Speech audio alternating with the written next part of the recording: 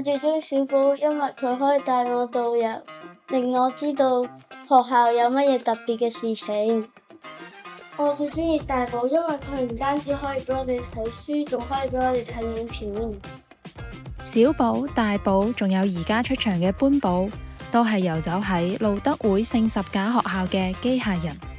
對於同學同老師而言，機械人唔單止係 STEAM 學習嘅一個名詞，仲係日常陪伴嘅好幫手。黃淑芬校長希望科技可以真正走入校園，俾小朋友感受到科學點樣改善生活、服務生活。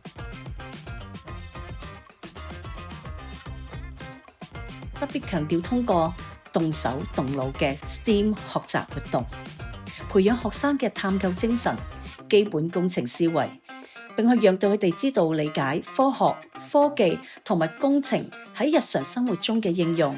我最鍾意上電腦課，因為我可以學到好多關於科技嘅知識。我由4年班開始學識 Scratch 編程，有一次我編程式嗰陣時編錯咗，令到佢跌咗落嚟，整爛咗嘢，我感到好傷心。之後我重新再嚟過，同埋我同老師一齊再整過，最後尾成功飛過咗個圓環。呢樣嘢令我感到好有成功感。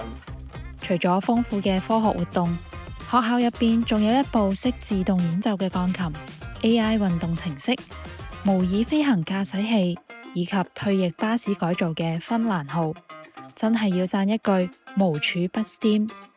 第一就係我哋其實特別就會引用翻一啲新嘅科技元素啦，咁等同學仔見識多啲，咁睇多啲，知道可以機械人可以幫到手，咁樣吸引到同學仔啦。第二就係做嘅過程入邊，慢慢學翻啲理論，譬如 Scratch 佢可以真係做得一個遊戲嘅，證實到嗰個水密隔艙係有效咧。咁芬蘭號巴士咧，我哋下層咧主要係一啲圖書嘅活動，咁上邊咧其實你見到前邊嗰度咧，佢會有一啲積木嘅。我哋有一個活動叫 LEGO City 嘅，等同學仔可以咧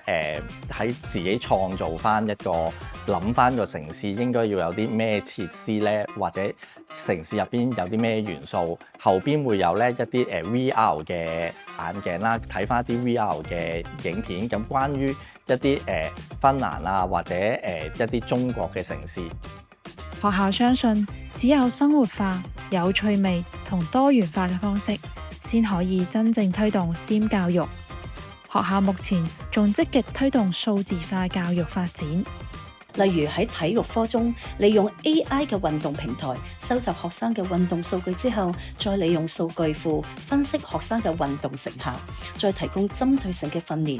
其次，我哋亦會進行 AI 寫作批改，利用 AI 嘅系統分析學生嘅寫作，就個別學生提供學習嘅重點，並協助學生構建寫作嘅框架。